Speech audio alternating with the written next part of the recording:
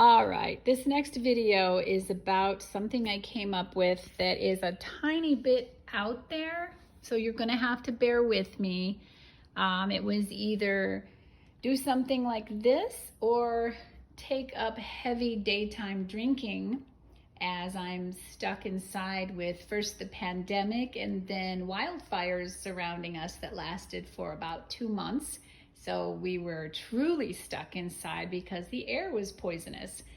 So as I've been stuck inside all this time, I've really focused on the current litter that we're fostering, and I always had a vague idea of how to meet this need that I've seen so often, and I finally put it all together, and it's actually worked fantastic. So I'm ready to share it.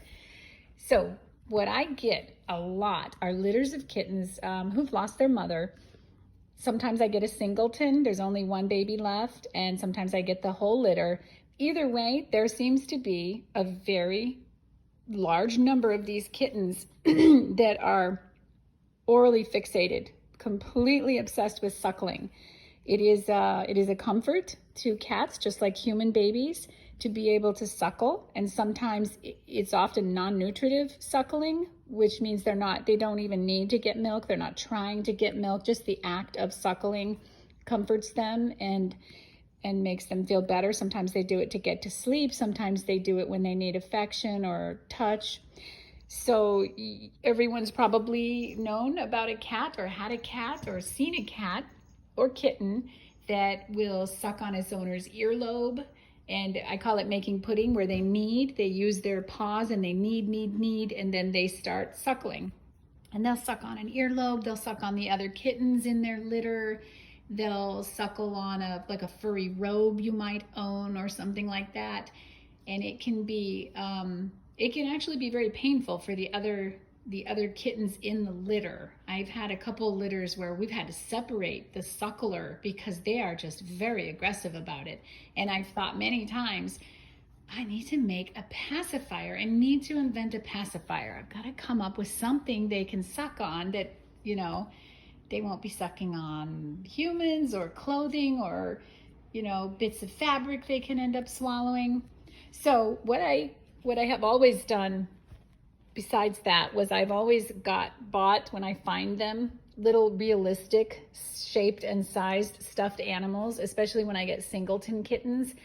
They simulate, the size and shape of a cat. So this one has always been the mama, and this is just possibly a litter mate or whatever. So when I get the litters, I have baskets under a hot light, so the light gives them comfort and feels like the sun and helps them relax and heal, and they love it. And then if they're a singleton especially, I will make sure to keep one of these kittens in there with them, so the hot light warms this one up, so she feels like a nice warm mama. She's the right size. And I have had kittens that will go to her for comfort and sleep with her and wind in around her legs and purr and treat her like she's a mama. So I thought, if only someone made a pacifier for kitties that I could attach to her, maybe her belly where her nipples would really be. And I came up with, I have these rabbit skins that I use for all my litters. I keep them in the baskets, and I let the kitties snuggle them and sleep on them and put them in all their comfort places. And once in a while, the kitties will suckle on just the fur by itself. So that kind of gave me the idea. I cut holes in the back of this. This is real rabbit skin. And what I did was I poked holes in the back of it. Try to do this one-handed because I don't have any helpers right now. And then I got an assortment of the nipples I have used with the different litters. Oh, let me have that. And I put the nipples through the holes. And then I made it into sort of a cape. Oh, this is not going to be easy with one hand. I made it into a cape that I put around the mama cat.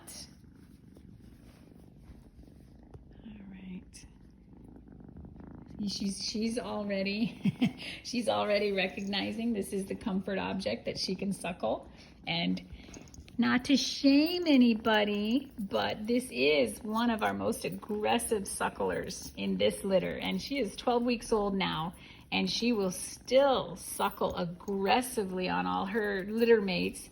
And this particular setup that I came up with has been wonderful at helping to redirect her aggressive and painful suckling.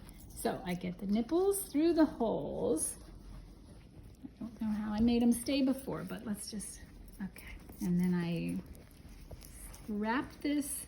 I just basically made it so it can go over the kitty's head like a little cape. I safety pinned it, I think is what I did. And then I put all the holes on this side and going across the belly. And then I make sure to keep the nipples flat lined up. Keep the nipples through the holes. I space them far apart enough that if absolutely necessary, more than one kitty could get in there when they're still small.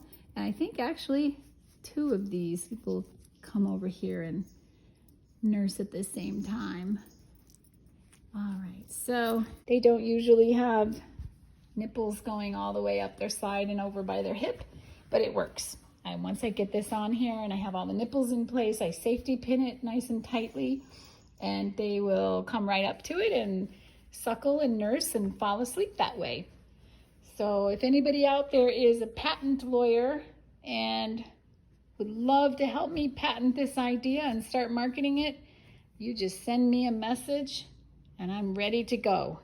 Otherwise, if that's not really feasible and there's not really enough of a need for this, anyone else who can use this idea to help out a poor kitten missing its mama, be my guest. It works fantastic. Oh my goodness. This is Leela at 12 weeks sucking on the homemade pacifier we call Douglas.